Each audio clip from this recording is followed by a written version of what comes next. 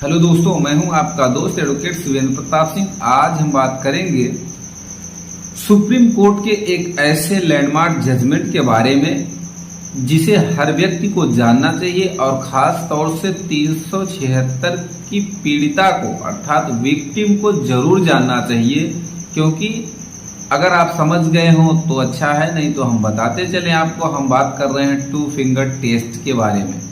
जो 2 finger test अभी तक होता आ रहा था रेप केस में, जो पीड़िता होती है उसके लिए ये इम्पोर्टेंट इसलिए है कि 2013 में honourable supreme court of India ने इस पर बैन लगा दिया था, लेकिन फिर भी अक्सर देखा यह जाता है कि 2 फिंगर टेस्ट रेप केस में जरूर किया जाता है।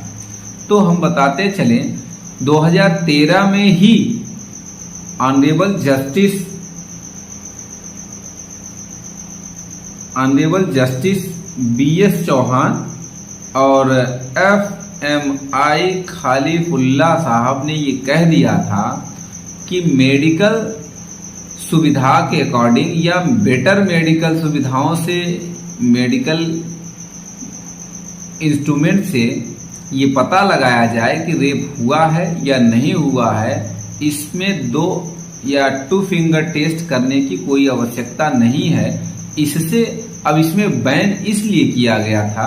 अब इस पे एक हाल ही का आदेश जो आया, मैं बताता चलूं आपको कि जो 2013 का केस है, लीलू उर्फ Rajesh and others versus state of Haryana, ये 2013 का जजमेंट था। अभी हाल ही का जजमेंट जो आया है, state of Jharkhand versus Shailendra Kumar Rai उर्फ पांडव राय 2022, 31 अक्टूबर 2022 का ये लैंडमार्क जजमेंट है। ये लैंडमार्क इसलिए भी हो गया क्योंकि इसमें जो 2 जजेस हैं, एक तो ऑनरेबल जस्टिस DY चंद्रचूड़ साहब और दूसरे हिमा कोहली। ये लैंडमार्क इसलिए भी हो जाता है क्योंकि आने वाले चीफ जस्टिस अर्थात होने वाले चीफ जस्टिस DY चंद्रचूड़ जी हैं, और जो हिमा कोहली इम्पोर्टेंट इसलिए भी हैं क्योंकि ये फ्यूचर की पहली भारतीय महिला जो चीफ जस्टिस बनेंगी वो हो सकती हैं। इसलिए भी ये लैंडमार्क जजमेंट अपने आप में इम्पोर्टेंट है। अब आपको बताते चले, इसमें जो 2 फिंगर टेस्ट बैन किया गया, सबसे पहला चीज ये जानिए कि 2 फिंगर टेस्ट होता क्या है। किसी भी रेप केस में 376 के मुकदमे में जो विक्टिम होती है, पीड़िता होती है, उसकी जांच के लिए वही इनके साथ रेप हुआ है या नहीं हुआ है, जांच करने के लिए ये 2 फिंगर आप देख रहे हैं, यही 2 फिंगर, ये 2 फिंगर टेस्ट इस्तेमाल किया जाता है। ये 2 उंगलियां हैं, उनके वर्जाइना में अर्थात योनि में इन्हें इंटरक्रॉस किया जाता है अर्थात घुसाया जाता है। अब क्यों ऐसा किया जाता है? क्योंकि ये डॉक्टर पता लगाते हैं कि जो वर्जाइनल मसल्स हैं वो ढीली हैं या टाइट हैं।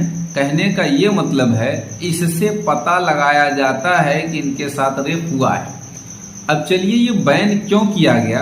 अब अगर ऐसा पता किया जाए कि ये ढीली है या नहीं, अब ये कैसे कहा जा, अब इसमें ये जब ऐसा होता था तो जो अभियुक्त के वकील हुआ करते थे वो इंसल्ट की भावना से ये कह लीजिए या आचरण पे धब्बा आता था विक्टिम की अर्थात पीड़िताओं के।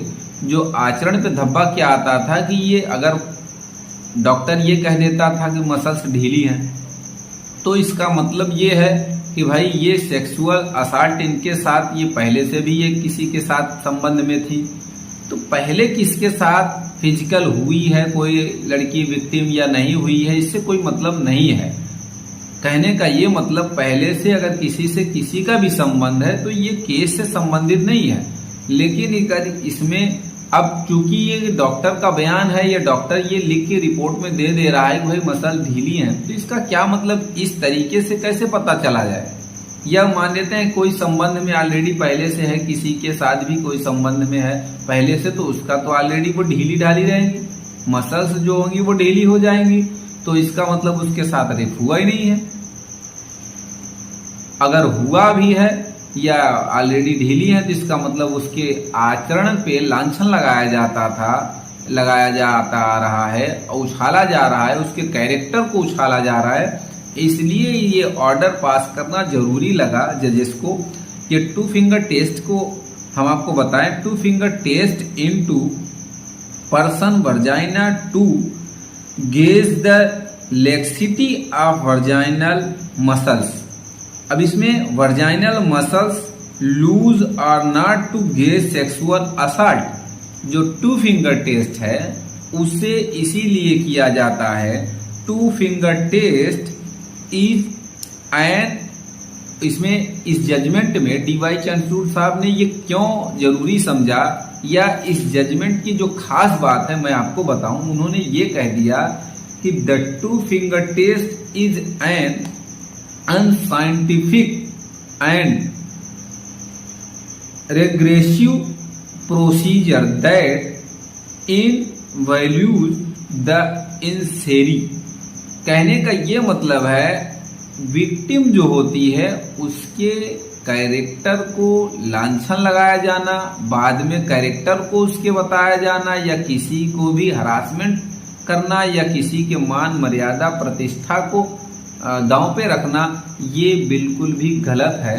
यह 2 फिंगर टेस्ट नहीं, मेडिकल प्रोसीजर को बेटर किया जाए। मेडिकल प्रोसीजर से ये पता लगाया जाना आवश्यक है, न कि 2 फिंगर टेस्ट। इसलिए honourable supreme court of India ने 2 फिंगर टेस्ट को बैन कर दिया गया। अभी तक फिलहाल इसी तरीके से ये जांच पड़ताल की जाती थी 2 फिंगर टेस्ट के जरिए।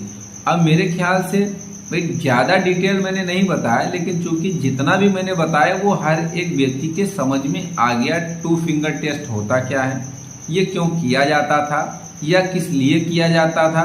इसका अच्छा खराब सारे रिजल्ट हमने बता दिया कि भाई इसलिए किया जाता था, इसका लाभ ये था, इसका अब कैरेक्टर को उछाला जाएगा अगर किसी के साथ भी, किसी को भी, भाई कोई भी किसी के साथ फिजिकल कब हो रही है, कहाँ हो रही है, किसके साथ हो रहे, इससे मतलब नहीं है। लेकिन अगर रेप केस लगाया गया, किसी पे बताया गया रेप केस, अब ये नहीं कहा जा सकता वो फर्जी केस है सिर्फ इसलिए कि मसल्स लूज आर टाइट। किसी भी वर्जाइना के मसल्स के अकॉर्डिंग ये नहीं कहा जा सकता है कि उसके साथ बलात्कार हुआ या नहीं हुआ है, ये कोई बात नहीं है। ये 2 फिंगर टेस्ट करके डिसाइड नहीं किया जा सकता है, इसलिए इस पे बैन किया गया है, इस पे रोक लगा दी गई है। और खास तौर से इसमें बता दिया, इस ऑर्डर में, जजमेंट में ये बताया गया, यूनियन हेल्थ मिनिस्टर को भी बताया गया, एक लेटर जारी किया गया, डायरेक्शन, और मेडिकल सुविधाएं जहां भी हैं, मेडिकल अस्पताल वगैरह भी हैं, वहां भी ये डायरेक्शन की कॉपी भेजी गई कि भाई इस तरीके से अगर कहीं भी ऐसा कुछ पाया जाता है, 2 फिंगर टेस्ट करा जाता है किसी के द्वारा, तो शिकायत करने पे उसे अच्छी खासी पेनाल्टी देनी पड़ सकती है, वह या उसे सजा का प्रावधान किया जाएगा। भाई कंटेम्प्ट ऑफ कोर्ट, जब कोर्ट ने ये कह दिया, लगातार 2013 से अभी तक ये ऐसा क्यों किया जा रहा है? कोर्ट के जजमेंट के बाद ऐसा नहीं होना चाहिए। उम्मीद करता हूं 2 फिंगर टेस्ट के बारे में आप जान गए होंगे, समझ गए होंगे क्यों किया जाता था अभी तक। अगर आपको यह जानकारी अच्छी लगी तो वीडियो को लाइक करिए, शेयर करिए, यूट्यूब चैनल SP 72 कानून प्रयागराज को जरूर सब्सक्राइब करिए।